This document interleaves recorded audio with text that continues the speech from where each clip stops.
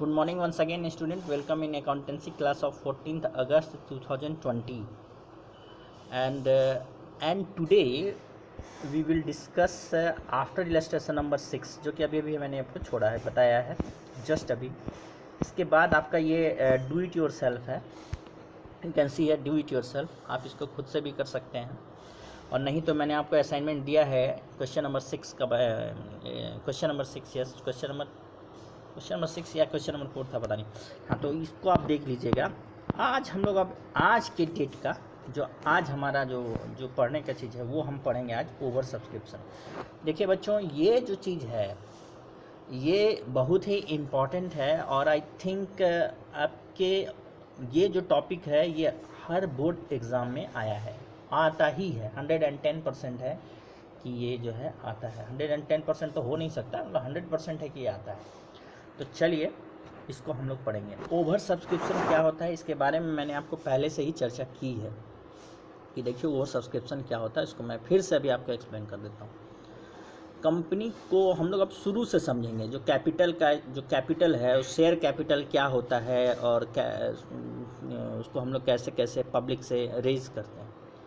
तो सबसे पहले आपको ये देखिएगा कि आपको 3 तरह का कंपनी के बारे में पढ़ाया गया है कि अगर लिमिटेड बाय शेयर्स जो भी कंपनियां वो 3 तरह की होती है. एक होता है ओपीसी, दूसरा होता है पब्लिक, तीसरा होता है प्राइवेट. ओपीसी आप जानते हैं एक ही आदमी का कंपनी है, तो एक ही आदमी का उसमें शेयर होगा, एक ही आदमी एज ए मेंबर है. तो वो पब्लिक के पास ना, वो पब्लिक के पास पैसा लेने के लिए ना कैपिटल लेने के लिए जाता है, ना प्राइवेट, यानी एक से ज़्यादा हो नहीं सकता. तो सोल प्रोप्राइटरशिप टाइप का हो गया, लेकिन वो कंपनी के फॉर्म में, यानी कंपनी का जो एडवांटेज है वो उसको एंजॉय कर सकता है, लेकिन वो है वास्तव में सोल प्रोप्राइटर क्योंकि एक ही आदमी का कैपिटल लगा है. दूसरा जो होता है वो प्राइवेट होता है. प्राइवेट कंपनी में अगर आप डेफिनेशन में जाएगा which is not public. Private का मतलब ये होता है कि आपस में प्राइवेट कंपनी में आप देखिएगा कि जो नंबर है वो 100 तक है, और आप 100 मेंबर बनाकर आप सबसे सब्सक्रिप्शन लेकर और आप स्टार्ट कर सकते हैं कंपनी. तो ये हो गया प्राइवेट कंपनी.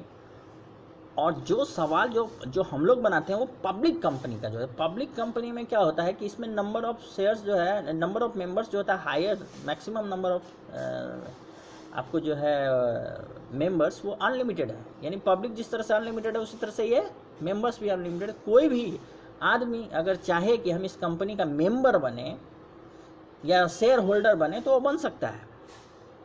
ओके, तो चलिए मैं आपको इस चीज़ को शुरू में आपको दिखा सकता हूँ कि प्राइवेट कंपनी और पब्लिक कंपनी के बारे में. पहले इस चीज़ के बारे में आपको समझना जरूरी है कि कौन सा प्राइवेट कंपनी होता है और कौन सा पब्लिक कंपनी होता है. उसके बाद ही हम लोग जो है हर चीज़ को डिस्कस कर सकते हैं. तो इसको एक थ्योरी का एक हिस्सा है कि हम लोग पब्लिक कंपनी और प्राइवेट कंपनी को पहले जानें. और ये जो डिफरेंस है कि पब्लिक और प्राइवेट में जो डिफरेंस है वो भी बहुत क्वेश्चन आता है कि पब्लिक और प्राइवेट के बीच में क्या डिफरेंस है, उसको भी आप बताइए.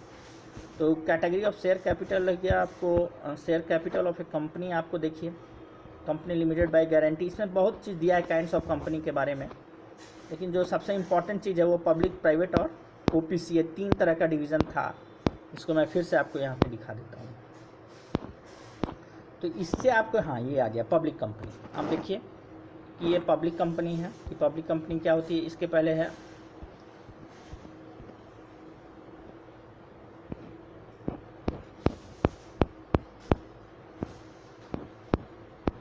see this public company. A public company means a company which is not a private company, जो कि प्राइवेट कंपनी नहीं है. पहला बात. बी, मिनिमम कैपिटल उसमें 5 लाख का होना चाहिए. On such higher paid up capital में भी प्रेस्क्राइब, मतलब हायर जो है वो भी प्रेस्क्राइब किया जा सकता है कि इतना ही हायर होगा, जिसको कि हम लोग रजिस्टर्ड कैपिटल भी बोलते हैं. Is a private company which is a subsidiary of which is not a private company. ये उसका दूसरा परिभाषा है. ये पब्लिक कंपनी का परिभाषा है. प्राइवेट कंपनी का परिभाषा देखिए. A private company is one which has minimum paid up capital of ₹1 lakh, such as higher paid up capital as may be prescribed by its articles. यानी कि हायर जो है वो आर्टिकल ऑफ एसोसिएशन में बताना पड़ेगा. और क्या है कि restricts the right of transfer of its shares. यानी ये अपना जो है, जो मेंबरशिप है, इसका ट्रांसफरेबिलिटी को रोकता है, स्ट्रिक्ट करता है कि नहीं, हम आपको अलाउ नहीं करेंगे कि आप जो है शेयर को जल्दी से आप किसी और को भी आप बेचिए, ट्रांसफ़र कीजिए. नहीं, ऐसा नहीं हो सकता है. Limits the number of its members to 50 excluding its employ. अभी मैंने आपको 100 कहा था, वो 100 नहीं है, 50 है। आप देखिए 85 शेयर्स है, 85 मेंबर है, तो ये मैक्सिमम मेंबर है, 85 से ज़्यादा नहीं हो सकता है। लेकिन पब्लिक कंपनी में मेंबर अनलिमिटेड है। उसके बाद ये prohibits any invitation to public to subscribe any shares, यानी पब्लिक के पास ये नहीं जाता है। तो जो भी आप इसमें क्वेश्चन में देख रहे हैं वो सब पब्लिक लिमिटेड कंपनी, क्योंकि वो सब इशू टू पब्लिक करता है। और प्राइवेट कंपनी में क्या है कि कुछ लोग मिलकर ही एक कंपनी को, जैसे पार्टनरशिप का फॉर्मेट है कि पार्टनरशिप में भी नंबर ऑफ पार्टनर्स लिमिटेड है, ये 100 से नहीं ज़्यादा हो सकता है, 50 से नहीं ज़्यादा हो सकता है। 50 से ज़्यादा होने के बाद उसको जो है किसी कंपनी के रूल के अनुसार जो है जाकर उसको 100 करना पड़ेगा, मतलब 100 से ज़्यादा नहीं कर सकते। तो इस तरह से पार्टनरशिप के फॉर्म में जो होता है, उसी तरह प्राइवेट कंपनी है, लेकिन वो कंपनी के फॉर्म में, उसको कंपनी का जो राइट्स है वो एंजॉय करती है, उसको प्राइवेट कंपनी कहते हैं।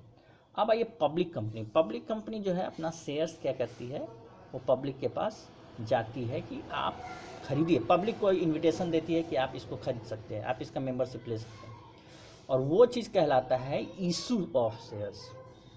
पहला तो होता है रजिस्टर्ड कैपिटल, ऑथोराइज कैपिटल, यानी कि वो अपने जीवन काल में, अपने लाइफ टाइम में जितना मैक्सिमम कैपिटल जो है पब्लिक से ले सकती है उसका ब्यौरा देना पड़ता है कि इससे ज़्यादा हम नहीं लेंगे। That is known as registered capital और ऑथोराइज कैपिटल। उसके बाद वो उसका हिस्सा, उसमें से कितना पैसे के लिए वो पब्लिक के पास जाती है उसको बोलते हैं इशूड कैपिटल। और फिर इशूड कैपिटल के बाद जितना कंपनी सब्सक्राइब करती है उसको बोलते हैं सब्सक्राइब कैपिटल। अब आइए जो हमारा ओवर सब्सक्रिप्शन का जो पॉइंट है उस पर आइए। तो वो चीज़ हमारा बहुत ज़रूरी हो जाता है कि आप जो है ये कंपनी का पहला डिवीज़न समझें कि कंपनी क्या होता है, कंपनी कैसे काम करती है, तभी आपको सवाल समझ में आएगा। तो अब आपको हम समझा रहे हैं कि ये ओवर सब्सक्रिप्शन क्या होता है। तो ओवर सब्सक्रिप्शन को समझने के लिए सबसे पहले ज़रूरी चीज़ जो है वो ये है कि पहले समझिए कि इशूड कैपिटल क्या होता है और सब्सक्राइब कैपिटल क्या होता है। तो इशूड कैपिटल का वो मतलब ऑथराइज कैपिटल का वह हिस्सा जो कंपनी पब्लिक के पास जाके बोलती है कि आप आइए और इतना शेयर को इतना तारीख तक खरीदिए, तो वो हो गया, उसको इशूड कैपिटल बोलते हैं। अब कंपनी उतने तारीख तक, जितना तारीख का समय दिया गया है, उतना तारीख में कितना शेयर के लिए अप्लाई करती है कि भाई हमें वास्तव में इतना शेयर चाहिए, उसको हम लोग बोलते हैं सब्सक्राइब कैपिटल। तो देखिए सवाल, मान लीजिए कि आपने 50,000 शेयर्स आपने मार्केट में इशू किया है कि हम पब्लिक भाई 50,000 शेयर आप खरीदिए, तो कोई ज़रूरी नहीं कि आपका पूरा 50,000 ही बिकेगा। हो सकता है कि आपके पास एप्लीकेशन 60,000 का आ जाए, अगर कंपनी का रेपुटेशन अच्छा है तो हो सकता है कि 40,000 का आए, हो सकता है 10,000 का ही आए। तो depend upon the reputation of company. अब कंपनी जो नई नई मार्केट में गई है तो सोचिए कि उसको परेशानी कितनी होगी अपना जो है कंपनी को शुरू करने में। तो उसका पब्लिक कंपनी जनरली जो है वो सरकार का जो होता है तो वो आसानी से आप पब्लिक से रेज कर सकती है। तो वो चीज़ हो गया कि पब्लिक कंपनी जो है मार्केट में जाती है और पब्लिक को कहती है कि आप जो है अपना शेयर्स खरीदिए यहाँ पे। और जब आप शेयर खरीदेंगे तो आप शेयर जब खरीदेंगे आप कंपनी का, तो आपको उसके बदले आपको पैसा देना पड़ेगा, और वो पैसा जो है वो कैपिटल है, वो पैसा है कैपिटल, और इसी को कंपनी का शेयर कैपिटल भी कहा जाता है। शेयर कैपिटल यानी कंपनी का जो कैपिटल है उसको हम लोग शेयर कैपिटल कहते हैं, और ये शेयर खरीदने से उसको पैसा मिलता है। शेयर कौन खरीदता है? शेयर पब्लिक खरीदता है। दिमाग खराब हो गया है। हाँ सॉरी। तो वो जो शेयर कैपिटल होता है, वो शेयर कैपिटल जो है, अब वो शेयर कैपिटल जो है उसको इंस्टॉलमेंट में देना पड़ता है, यानी कि पहले एप्लीकेशन का पैसा देना पड़ता है, फिर एप्लीकेशन में आपको कंपनी आपका एप्लीकेशन रिसीव करने के बाद आपको जो share number of share allot करती है वही आपका, वो आप उसकी मिल्कियत हुई, आप उतना शेयर के मालिक बने। तो आपको जितना शेयर अलॉट हुआ है वही शेयर का आपको पैसा देना है, उससे ज़्यादा नहीं। अगर आपने उससे ज़्यादा शेयर के लिए अप्लाई किया था और आपको कम शेयर अलॉट हुआ है तो आपको वो पैसा एडजस्ट हो जाएगा या आपको रिटर्न हो जाएगा, दोनों में से कुछ भी हो सकता है। तो सब्सक्रिप्शन जब पब्लिक, मान लो 50,000 शेयर हम पब्लिक के पास गए, इशू किए, और 50,000 का 50,000 ही मिले तो एकदम एट पार हुआ आपको subscribe.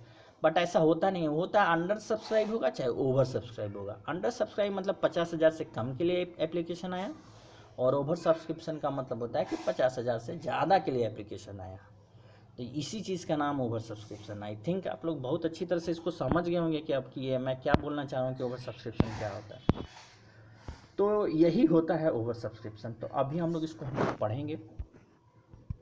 There are instances when applications for more shares of a company are received than number offered to the public, यानी पब्लिक को जो हमने ऑफर किया है उससे ज़्यादा के लिए अगर उससे ज़्यादा के लिए अगर एप्लीकेशन आ गया तो इसको हम लोग ओवर सब्सक्रिप्शन बोलते हैं।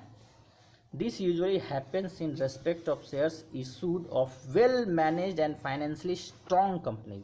ये जनरली उसी कंपनी के साथ होता है जो बहुत अच्छा से उसका मार्केट में रेपुटेशन है, फाइनेंशियली स्ट्रॉन्ग है और बहुत अच्छा तरह से उसका मैनेजमेंट होता है। This case is said to be a case of over subscription. अब देखिए क्वेश्चन होता है कि इसके लिए आप स्कूल का आप एग्जांपल लीजिए। अभी भी हम एडमिशन के काम में बिजी थे। आप मान लीजिए हमारे स्कूल में स्टैंडर्ड 1 में क्लास 1 के बच्चों के लिए 80 सीट अवेलेबल है, मैक्सिमम 100 सीट अवेलेबल है। मान लीजिए कि 50-50 का 2 सेक्शन करके 100 सीट अवेलेबल है। अब ये तो कोई ज़रूरी नहीं कि 100 एप्लीकेशन ही आएगा, यानी 100 बच्चे ही आवेदन देंगे और 100 बच्चों का एडमिशन हो जाएगा। It is impossible. या हो सकता है क्या कि 100 से ज़्यादा एप्लीकेशन आएंगे, 100 से कम आए। आप केंद्रीय विद्यालय का रेपुटेशन जानते हैं, बहुत हाई है। तो हम आपके पुराने स्कूल की बात करते हैं, 100 सीट रहता था, 1200 का एप्लीकेशन आता था, कम से कम 1200 तो 1200 1500 ऐसा एप्लीकेशन आता था। इमेजिन आप 1500 को आप एडमिशन दे सकते हैं क्या? इमेजिन नहीं दे सकते हैं। आप मैक्सिमम करके मिनिस्ट्री का आपको लेटर आ जाएगा या कहीं से और कोई रेप्यूटेड आदमी का जो सरकारी आदमी है उसका आ जाएगा कि नहीं आपको एडमिशन लेना है। फिर मिनिस्ट्री से अप्रोच करेगा, वो मिनिस्ट्री का लेटर आएगा कि आपको एडमिशन लेना है। तो 80 के बाद आप मैक्सिमम 100 ले सकते हैं। लेकिन आपके पास एप्लीकेशन आ गया 1200। Now what you will do? आप सिंपली क्या कीजिएगा कि आपको 1100 एप्लीकेशन को छांटना ही पड़ेगा किसी न किसी कारण के वजह से।